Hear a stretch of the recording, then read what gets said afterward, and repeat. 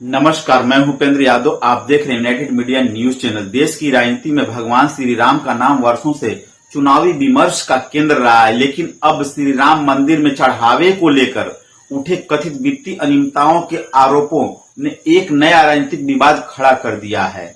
इसी मुद्दे को लेकर उत्तर प्रदेश कांग्रेस ने प्रदेश व्यापी आंदोलन का आह्वान किया, जिसके तहत गाजीपुर में जिला कांग्रेस कमेटी ने चढ़ावा चोरी से मुक्ति के नाम से सद्बुद्धि पद यात्रा निकाली। यह पद यात्रा कचहरी स्थित स्वर्गीय सरजू पांडे पार्क से शुरू होकर सिकंदरपुर के शिव मंदिर तक पहुंची। यहां कांग्रेस नेताओं और कार्यकर्ताओं ने भगवान शिव का पूजन अर्चन किया और देश व प्रदेश के शासकों को सद्बुद्धि देने की प्रार्थना की। पद यात्रा का नेतृत्व जिला कांग्रेस अध्यक्ष सुनील राम ने किया। उनके साथ पूर्व विधायक अमिताभ अनिल दुबे, पूर्व विधायक पशुपतिनाथ राय, एआईसीसी सदस्य रविकांत राय, शहर कांग्रेस अध्यक्ष संदीप विश्वकर्मा सहित बड़ी संख्या में कार्यकर्ता और समर्थक मौजूद रहे। पदयात्रा के दौरान कांग्रेस नेताओं ने सरकार पर तीखे राजनीतिक आरोप लगाए। जिला कांग्रेस अध्यक्ष सुनील राम ने कहा कि जो सरकार वर्षों तक भगवान श्री राम के नाम पर राजनीति करती रही है, उसी सरकार के कार्यकाल में श्री राम मंदिर के चढ़ावे में कथित अनियमितताओं के आरोप सामने आना करोड़ों श्रद्धालुओं की आस्था को ठेस पहुंचाने वाला मामला है। उन्होंने मांग किया कि पूरे प्रकरण की जांच उच्च स्तरीय न्यायालय के किसी सिटिंग जज की निगरानी में कराई जाए, ताकि जांच की निष्पक्षता पर कोई सवाल न उठ सके। साथ ही उन्होंने वर्तमान ट्रस्ट को भंग कर उसकी जिम्मेदारी चारों शंकराचार्य और श्री राम मंदिर से जुड़े सम्मानित महंतों को सौंपने की मांग किया है। पूर्व विधायक अमिताभ अनिल दुबे और पशुपतिनाथ राय ने भी कहा कि धार्मिक आस्था के नाम पर किसी प्रकार की वित्तीय गड़बड़ी स्वीकार नहीं की जा सकती है। उनका कहना था कि मंदिर केवल पूजा का स्थान नहीं, बल्कि करोड़ों लोगों की भावनाओं का केंद्र है। इसलिए यदि किसी प्रकार की अनियमितता हुई तो दोषियों के खिलाफ कठोर कार्रवाई होनी चाहिए। एआईसी सदस्य रविकांत राय और शहर कांग्रेस सदस्य संदीप विश्वकर्मा ने कहा कि कांग्रेस का आंदोलन किसी धर्म या आस्था के खिलाफ नहीं है, बल्कि जवाबदेही, पारदर्शिता और निष्पक्ष जांच की मांग को लेकर है। अब सवाल यह है कि क्या यह आंदोलन केवल धार्मिक आस्था की रक्षा के लिए है या इसके पीछे राजनीतिक संदेश भी छुपा हुआ है।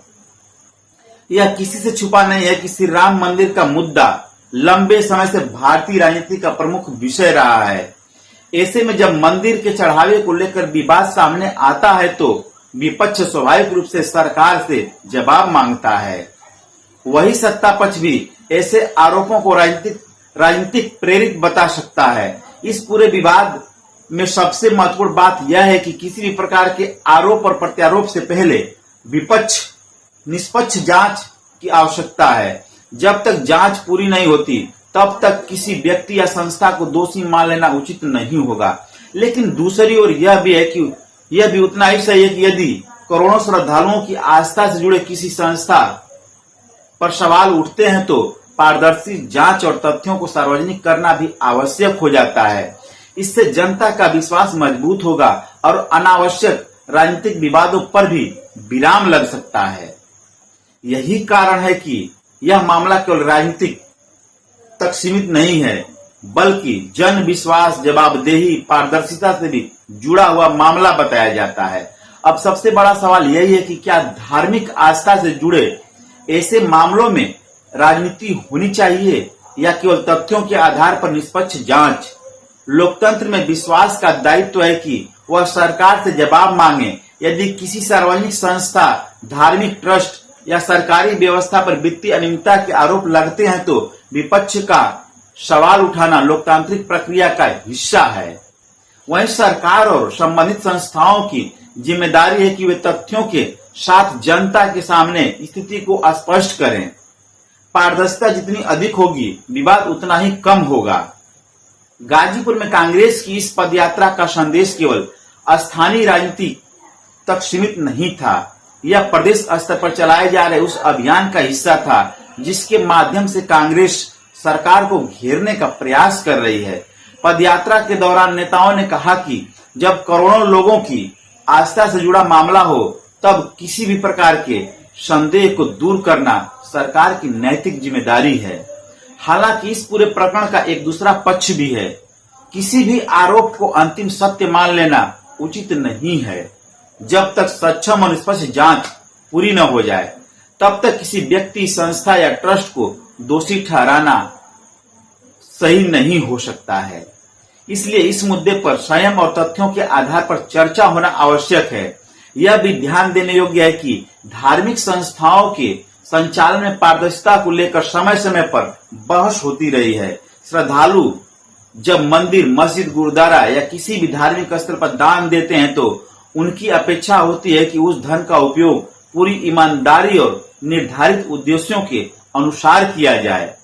ऐसे में यदि किसी प्रकार का विवाद सामने आता है तो उसका निष्पक्ष समाधान केवल जांच और सार्वजनिक जवाबदेही से ही संभव हो पाएगा।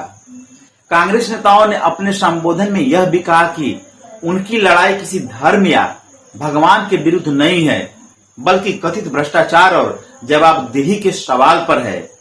वहीं राजनीतिक विश्लेषकों का मानना है कि आने वाले चुनावों को देखते हुए धार्मिक और जन भावनाओं से जुड़े मुद्दे राजनीतिक बहस का केंद्र बन रहे हैं। ऐसे समय में सबसे महत्वपूर्ण भूमिका जांच एजेंसियों और संबंधित संस्थाओं की होती है। यदि जांच निष्पक्ष, समयबद्ध और तथ्य आधारित होगी तो इससे न केवल विवाद समाप्त होगा बल्कि श्रद्धालुओं का विश्वास भी मजबूत होगा। यदि कहीं कोई अनियमितता नहीं हुई है तो जांच से वह भी स्पष्ट हो जाएगा और यदि किसी स्तर पर गड़बड़ी हुई है तो कानून के अनुसार कार्रवाई होना लोकतांत्रिक व्यवस्था की मजबूती का संकेत होगा। गाजीपुर की इस पदयात्रा ने एक बार फिर यह स्पष्ट कर दिया है कि धार्मिक आस्था और राजनीति का संबंध आज भी भारतीय राजनीति के केंद्र में है। लेकिन इससे भी अधिक महत्वपूर्ण है कि आस्था के नाम पर उठे किसी भी प्रश्न का उत्तर राजनीतिक बयानबाजी नहीं बल्कि पारदर्शी व्यवस्था, विश्वसनीय जांच से दिए जाएं। याद रखिए, लोकतंत्र में सवाल पूछना अधिकार है, जवाब देना जिम्मेदारी है और निष्पक्ष जांच न्याय की पहली शर्त है। इसी उम्मीद के साथ आस्था भी सुरक्षित रहे, पारदर्शिता भी बनी रहे और सत्य भी सामने आए। फिलहाल इस विशेष रिपोर्ट में इतना ही। नमस्कार, मैं हूं उपेंद्र यादव। अगर हमारी खबर अच्छी लगी हो तो लाइक, शेयर और फॉलो जरूर करें।